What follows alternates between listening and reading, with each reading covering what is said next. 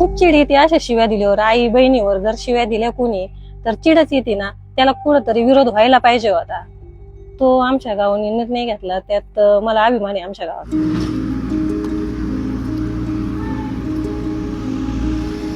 अहिल्यानगर जिल्ह्यातल्या नेवासा तालुक्यातलं सौंदाळा हे गाव चर्चेत आहे, कारण गावात आई बहिणींवरून शिवीगाळ करणाऱ्यांकडनं दंड वसूल केला जातोय. यासाठीचा ठराव ग्रामपंचायतीनं पारित केलाय. ठराव असा आहे की ठरावाची हेडलाईन्स आम्ही माता भगिनीचा सन्मान असं केलंय आणि त्याच्यामध्ये सविस्तर केलंय की ज्या महिलेच्या उदरामध्ये 9 महिने राहून आपण जन्म घेतो तो किती पवित्र देह आहे आणि त्या पवित्र देहाची विटंबना आपण करायची नाही. शिवीगाळ करत असताना ज्यावेळेस आपण आई बहिणी शिवीगाळ करतो तर शिवीगाळ करणाऱ्याला 500 रुपये दंड ग्रामसभेच्या माध्यमातून करायचं ठरवलं. गावातल्या तरुणांनी आणि महिलांनी ग्रामपंचायतीच्या निर्णयाचं स्वागत केलंय. आमच्या सौंदाळा गावात जसं ग्रामपंचायतने ठराव केला 500 रुपये दंड वसुली करायची, जेणेकरून वसुली 500 रुपये द्यायला जातील ते करून थोडस तरी कमी कमी होत चालेल ना शिव्या देण्याचं. योग्य निर्णय आहे, कारण कधी पण मित्र बसले कोणी बसले काही कारण नसताना आईला बहिणीला मध्ये घ्यायचं शिव्या द्यायच्या हे चुकीचं आहे. कारण आपण मित्रात भांडण करतो आणि घरच्यांना मध्ये घेतो ते योग्य नाही. जो निर्णय घेतलाय तो चांगला आहे. कमीत कमी जो दंड त्यांनी केलाय त्या भीतीने तरी कोणी शिवी देणार नाही. 28 नोव्हेंबरला हा ठराव घेण्यात आला आणि त्याला कृतीत सुद्धा उतरवलं गेलंय. काय झालं, शेतीच्या बांधावरून वाद झाले आणि शेतीच्या बांधावरून वाद झाल्यानंतर त्याचे पडसाद गावात घरी आल्यानंतर झाले. एकमेकांनी दोघांनाही शिवीगाळ केली. प्रामाणिकपणे त्यांनी मान्य केलं आणि मान्य केल्यानंतर दुसऱ्या दिवशी सकाळी मी बांधावर गेलो.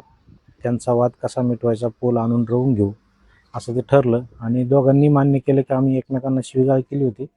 500 रुपये त्यांनी फाईन केलं. पण मग शिवीगाळ करूनही कुणी दंड भरण्यास नकार दिला तर यासाठीची तरतूद सुद्धा ग्रामपंचायतीने करून ठेवली आहे. आता त्याच्यासाठी आम्ही असा विचार केला की ग्रामपंचायतच्या दप्तरी पहिली त्याची नोंद घ्यायची, त्यांना नोटीस बजावायची.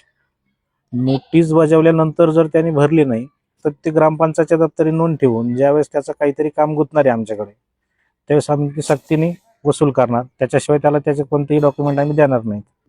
बऱ्याचदा एखादी ग्रामसभा ज्यावेळेस एखादा निर्णय घेते त्यावेळेस गावातली बरीच माणसं शेतात किंवा कामानिमित्त बाहेर गेली असतात, त्यामुळे ते ग्रामसभा अटेंड करू शकत नाही. अशा वेळेस सौंदाळा ग्रामपंचायतीनं जे नुकतेच ठराव पारित केले त्याची माहिती लोकांपर्यंत पोहोचवण्यासाठी गावात ठिकठिकाणी अशा प्रकारचे बॅनर लावण्यात आले आहे आणि या बॅनरच्या माध्यमातून ठरावांबाबतची जनजागृती करण्यात आली आहे. हा नियम शिवीगाळ करणाऱ्या महिला आणि पुरुष दोघांनाही लागू असणार आहे. पण शिवीगाळ करणाऱ्यांवर वॉच कसा ठेवणार? गावठाण हद्दीमध्ये गावामध्ये आम्ही CCTV बसवलेले आहेत सगळीकडं आणि CCTVला माईक आहेत. जवळजवळ सार्वजनिक ठिकाणी शिव्या ज्या देतात तर माणूस आरडू शिव्या देतो. आता त्याच्यावर एक व्हेरिफिकेशन होईल. दुसरी गोष्ट, शिव्या सुरू झाल्या, वाद सुरू झाला, दोघांचाच असतो, परंतु तिथं 10-12 जण जमा होतात आणि मग बाकीचे सुद्धा सांगतात हा यांनी शिव्या दिल्यात. पुढल्या पिढ्यांसाठी असे निर्णय गांभीर्याने राबवले पाहिजेत असं गावकरी सांगतात.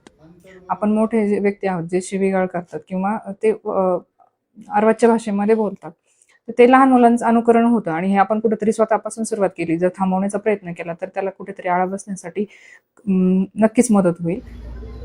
शिवीगाळ बंद करण्यासोबतच शाळकरी मुलांच्या संध्याकाळी 7 ते 9 या वेळेत मोबाईल वापरण्यावर बंदी करण्याचा निर्णय सुद्धा ग्रामपंचायतीने घेतलाय. हो, सांगतो आम्ही म्हणतो आपल्या ग्रामपंचायतने काय निर्णय घेतला, 7 ते 9 मुलांना द्यायचं नाही. मुलांना पण सांगतो. मुलं मग आमचे होऊन म्हणतात आमचं अभ्यासाला बसव, आमचा फोटो काढ, ग्रुपवर टाक, असं होऊनच म्हणतात ना ते. आणि ते काय फक्त फोटो पुरतच नाही म्हणत, मग आम्ही त्यांना 9 पर्यंत बसवतोच अभ्यासाला. का असं नाही का फोटो काढला आणि झाले बाजूला, असं पण नाही ना. आपल्या आईचा किंवा बहिणीचा अपमान होऊ नये यासाठी इतर गावांनी सुद्धा शिवीगाळ बंदीबाबत पावलं उचलावी असं आवाहन सौंदाळाचे गावकरी करतात.